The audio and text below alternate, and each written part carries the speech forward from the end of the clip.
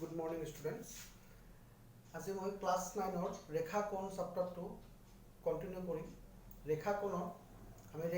ৰেখাখণ্ড ৰশ্মি সম্বন্ধে আলোচনা কৰা হৈছিল।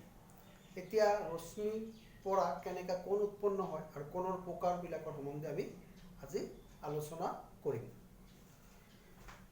তো প্ৰথমতে আমি চাব লাগে কোণটো কি? দুটা ৰশ্মি একেটা প্ৰান্তবিন্দুৰ পৰা উদ্ভৱ হলে এটা কোণ গঠন হয়। দুটা ৰশ্মিৰ যদি এটা প্ৰান্তবিন্দু থাকে, ধৰ আমি এইটো ৰশ্মি এটা টানিলো আৰু এইফালে এটা ৰশ্মি টানিলো, তো দুটা ৰশ্মিৰ এটা প্ৰান্তবিন্দু, তেতিয়াহ'লে কি উৎপন্ন হ'ল? এইটো এটা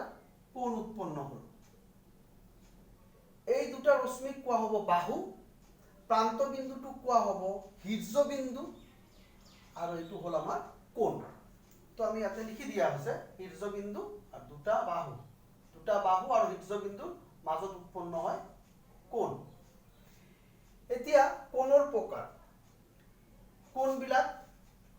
আমি এতিয়া আলোচনা কৰিম। কেই প্ৰকাৰৰ কোণ আমি পাওঁ?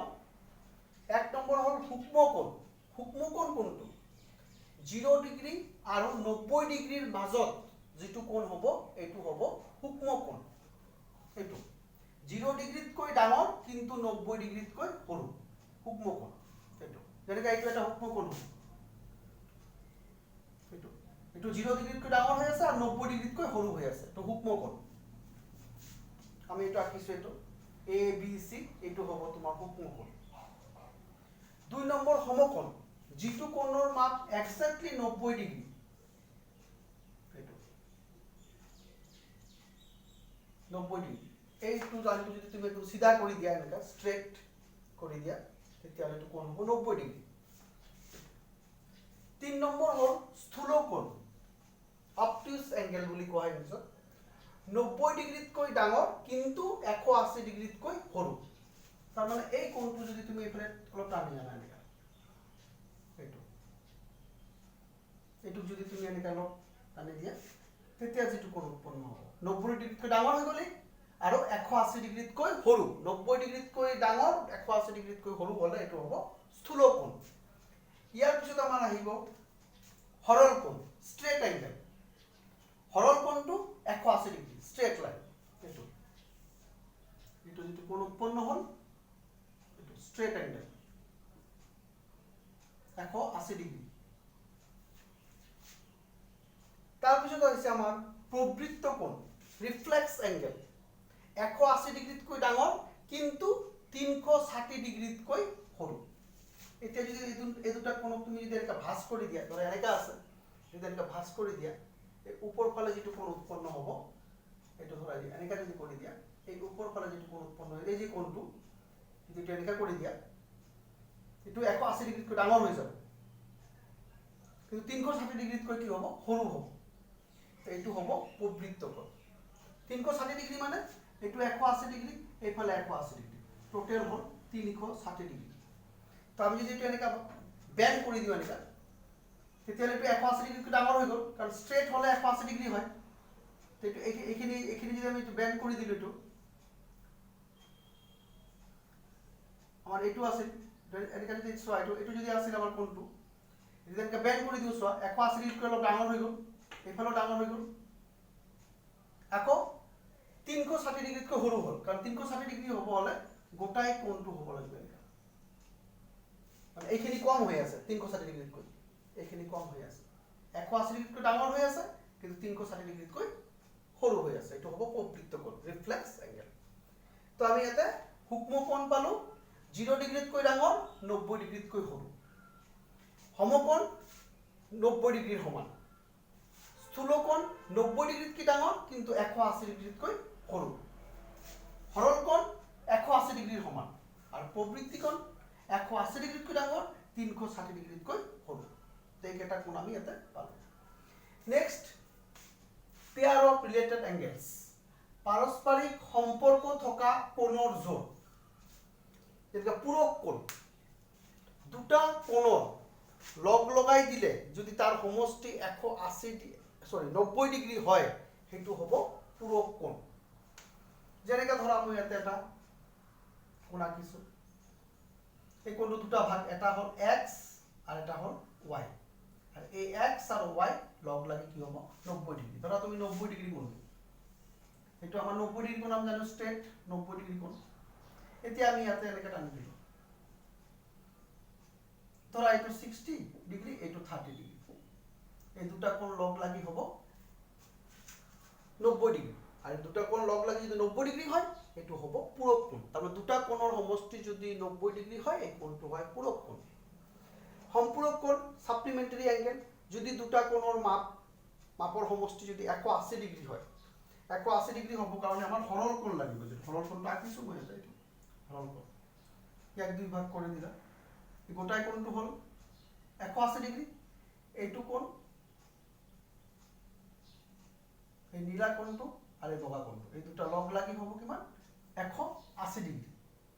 দুটা কোণ লগ লাগি যদি 180 ডিগ্ৰী হয় এইটো হ'ব সম্পূৰক কোণ এইটো গেল ইয়াৰ পিছত আমাৰ আহিব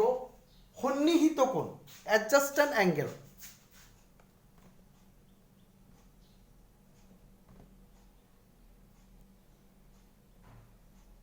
এডজাস্টেন্ট এংগেল এডজাস্টেন্ট এংগেলটো কি সন্নিহিত কোণ যদি দুটা কোণৰ এটা সাধাৰণ শীৰ্ষবিন্দু থাকে এটা সাধাৰণ শীৰ্ষবিন্দু থাকিব লাগিব এটা সাধাৰণ বাহু এটো ধৰা সাধাৰণ বাহু এই সাধাৰণ বাহুৰ দুই ফালে দুটা বাহু থাকিব হৈ গ'ল এটা সাধাৰণ শীৰ্ষবিন্দু এটো ধৰা শীৰ্ষবিন্দুটো এটো আমি বি বুলি কৈছো এটা সাধাৰণ বাহু বিডি হিয়তৰ আন দুটা বাহু সাধাৰণ বাহুৰ দুই ফালে থাকে আন দুটা বাহু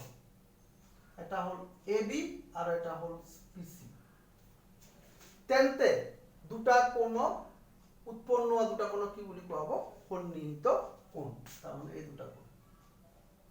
এ বি ডি আৰু ডি বি সি এ বি ডি ডি বি সি সন্নিহিত কোণ সাধাৰণ বাহু বিডি শীৰ্ষবিন্দু বি তাৰমানে এ বি সি এই কোণটো A B D plus B D B C এই দুটা কোণ লগ লাগি সন্নিহিত কোণ হৈছে এটো মই আঁকিয়ে দিছো ইয়াতে এটো গল ইয়াৰ পিছত আছে আমাৰ ৰৈখিক জুৰীয়া কোণ linear pairs of angle very important আমাৰ এই পিছত লেসনটো কৰিব কাৰণে এইবিলাক লাগিব আমাৰ ৰৈখিক জুৰীয়া কোণ দুটা সন্নিহিত কোণৰ সমষ্টি যদি 180 ডিগ্ৰী হয় তাক ৰৈখিক জুৰীয়া কোণ বোলে ৰৈখিক জুৰীয়া কোণ হ'ব হলে সন্নিহিত কোণ দুটাৰ সমষ্টি সন্নিহিত কোণৰ সমষ্টি 180 ডিগ্ৰী হ'ব লাগিব যেনেকৈ এইটো 180 ডিগ্ৰী নহয় এইটো সন্নিহিত কোণ হয় দুটা কোণ আছে সন্নিহিত কোণ হয় এইটো কিন্তু এই সন্নিহিত কোণটো রৈখিক জুৰীয়া কোণ নহয় ৰৈখিক জুৰীয়া কোণ হ'ব হলে সন্নিহিত কোণৰ সমষ্টি 180 ডিগ্ৰী হ'ব লাগিব দুটা কোণ লগ লাগি 180 ডিগ্ৰী হ'ব লাগিব ধৰা আমি এটা সৰল কোণ আঁকিলো এইটো কোণ আৰু এইটো কোণ লগ লাগি 180 ডিগ্ৰী হ'ব কাৰণ এইটো এটা সৰল কোণ গোটাই কোণটো 180 ডিগ্ৰী তো এইটো কোণ আৰু এইটো কোণ লগ লগাই দিলে আমাৰ কি হ'ব 180 ডিগ্ৰী হ'ব তো এ সি ডি আৰু বি সি ডি এই দুটা কোণ লগ লাগি হ'ল 180 ডিগ্ৰী তেতিয়া হলে এইটো কি হৈ যাব আমাৰ ৰৈখিক জুৰীয়া কোণ সন্নিহিত কোণ বুজি পাইছা দুটা কোণ লগ লাগি সন্নিহিত কোণ হয় এটো দেখালো সন্নিহিত কোণবিলাক রৈখিক জুৰীয়া কোণ কেতিয়া হ'ব যেতিয়া সন্নিহিত কোণ দুটাৰ সমষ্টি 180 ডিগ্ৰী হ'ব তাৰ পিছত আহিছে আমাৰ বিপৰীত শীৰ্ষক কোণ ভাৰ্টিকেলি অপোজিট এংগেল দুডাল সৰল ৰেখা যেতিয়া পৰস্পৰ কটাকটি কৰিব কটাকটি কৰিলে দুইজোৰ বিপৰীত শীৰ্ষক কোণ উৎপন্ন হয় দুডাল সৰল ৰেখা পৰস্পৰ ছেদ কৰিলে দুইজোৰ বিপৰীত কোণৰ সৃষ্টি হয় প্ৰতিজোৰ কোণক বিপৰীত শীৰ্ষক কোণ বোলে ইয়াতে মই দিছো এটো চোৱা দুটা সৰল ৰেখা আঁকিছো 1 2 1 ৰ বিপৰীত কোণ হ'ল 2 3 ৰ বিপৰীত কোণ হ'ল 4 তাৰমানে 2 জন 1 আৰু 2 এটা বিপ্ৰতীক শীৰ্ষক কোণ 3 আৰু 4 এটা বিপ্ৰতীক শীৰ্ষক কোণ তো এনেকা কৰি আমাৰ এইবিলাক পূৰক কোণ সম্পূৰক কোণ সন্নিহিত কোণ ৰৈখিক জুৰীয়া কোণ বিপ্ৰতীক শীৰ্ষক কোণ আমি গম পালো আৰু এইবিলাকৰ পৰা আমি কিছুমান প্ৰমাণ আমি কৰিব লাগিব উপপাদ্য কিছুমান প্ৰমাণ কৰিব লাগিব উপপাদ্যবিলাক প্ৰমাণ কৰি কিছুমান অংক আছে সেইবিলাক সমাধান কৰিব লাগিব তাৰ কাৰণে আমাৰ কি জানিব লাগিব সৰল কোণ কেনেকৈ হয় সমকোণটো কেনেকৈ প্ৰবৃত্তি কোণটো কেনেকৈ তাৰপিছত পূৰক কোণ সম্পূৰক কোণ ৰৈখিক জুৰীয়া কোণ বিপ্ৰতীক শীৰ্ষক কোণ এই প্ৰত্যেকটো বস্তু আমি জানিব লাগিব আৰু বিপ্ৰতীক শীৰ্ষক কোণ বিপ্ৰতীক শীৰ্ষক কোণবিলাক সদায় সমান হয় তাৰমানে 1 আৰু 2 সমান হ'ব 3 আৰু 4 সমান হ'ব এতিয়া কোনো এটা অংক যদি আমাক কৰিব দিয়ে তেতিয়াহ'লে আমাৰ যদি কৰিব লাগে তেতিয়া আমি কেতিয়াবা আমাৰ ৰৈখিক জুৰীয়া কোণ লাগিব এনেকা দুটা কোণ দিয়া আছে আমি জানিব লাগিব এই দুটা কোণ কি হ'ব ৰৈখিক জুৰীয়া কোণ বা এইটো এনেকাও থাকিব পাৰে এইটো আছে এইটো কোণ কি হ'ব ৰৈখিক জুৰীয়া কোণ এইটো চোৱা সৰল কোণ বা এনেকা থাকিব পাৰে এইটো কি কোণ ৰৈখিক জুৰীয়া চিনি পাব লাগিব যে ৰৈখিক জুৰীয়া কোণ কোনটো হয় এইটো ৰৈখিক জুৰীয়া কোণ তো আমাৰ কিছুমান অংক কৰিবৰ কাৰণে আমাৰ এইটো জানিব লাগিব ধৰা এইটো কোণ দিয়া আছে 50 ডিগ্ৰী এই কোণটো ওলাব দিছে কেনেকৈ ওলাম আমি এই কোণটো তো আমি জানিব লাগিব এই দুটা কোণ কি ৰৈখিক জুৰীয়া কোণ তো এইটো গোটাইখিনি কোণৰ সমষ্টি কিমান 180 ডিগ্ৰী ৰৈখিক জুৰীয়া কোণ 180 ডিগ্ৰী হয় তো 180 ডিগ্ৰীৰ পৰা 150 টো বিয়োগ কৰি দিয়া 130 ডিগ্ৰী তো আমি এইটো যদি জানো ৰৈখিক জুৰীয়া কোণটো কেনেকৈ হয় তেতিয়াহ'লে আমি অংকবিলাক কৰিব পাৰিম তো এইটো ভেৰি ইম্পৰ্টেণ্ট তাৰপিছত আমি কি কৰোঁ বিপ্ৰতীক কোণ দুটা হৰণ ৰেখা যেতিয়া কটাকটি কৰিব এইটো বিপ্ৰতীক কোণ এইটো 1 নম্বৰ দিলো এইটো 2 নম্বৰ দিলো এইটো 3 নম্বৰ দিলো এইটো দিলো 4 নম্বৰ এই 1 নম্বৰ কোণটো 2 নম্বৰ কোণৰ সমান হ'ব বিপ্ৰতীক শীৰ্ষক কোণবিলাক সদায় সমান হয় এইবিলাক প্ৰমাণ কৰাই আছে 3 নম্বৰ কোণ 4 নম্বৰ কোণৰ সমান 3 = 4 সেইটো লাগিব কেতিয়াবা আমাৰ লাগিব সম্পূৰক কোণ ব্যৱহাৰ কৰিব সম্পূৰক কোণৰ মান আমি জানিব লাগিব 180 ডিগ্ৰী পূৰক কোণ 90 ডিগ্ৰী সমকোণ সদায় 90 ডিগ্ৰী সমকোণৰ মান সদায় 90 ডিগ্ৰী সমকোণ সৰল কোণ পোৱাৰ লগে লগে একদম ষ্ট্ৰেট এইটো সৰল কোণ এইবিলাক গোটাইখিনি কথা আমি জানিব লাগিব তো ঠিক আছে নেক্সট ডে আমি এইখিনিৰ ওপৰতে নেক্সট আমাৰ কৰিব লগা আছে কোণৰ যোগটো আমি বুজি পালোঁ নেক্সট ডে আমি কৰিম যে দুডাল ৰেখা পৰস্পৰ কটাকটি কৰিলে যে বিপ্ৰতীক শীৰ্ষক কোণবিলাক যে সমান হয় সেই উপপাদ্যটো আমি প্ৰমাণ কৰিম এইটো প্ৰমাণ কৰাই আছে কিন্তু কেনে কৰি সমান হয় বিপ্ৰতীক শীৰ্ষক কোণবিলাক এইটো আমি নেক্সট ক্লাছতে কৰিম আৰু তাৰ পিছত আমি অংক আছে 6.1 লেসনৰ এই অংকবিলাক যে আছে এইবিলাক আমি কৰিব লাগিব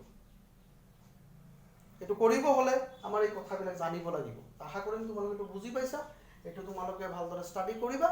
তো নেক্সট ডে আমি বিপ্ৰতীক কোণবিলাক যে সমান হয় বুলি ক'লো যে মই এইটো আমি প্ৰমাণ কৰি দেখাম যে কেনেকৈ সমান হয় আজিৰ ক্লাছটো আমি ইয়াতে সমাপ্ত কৰিলোঁ ধন্যবাদ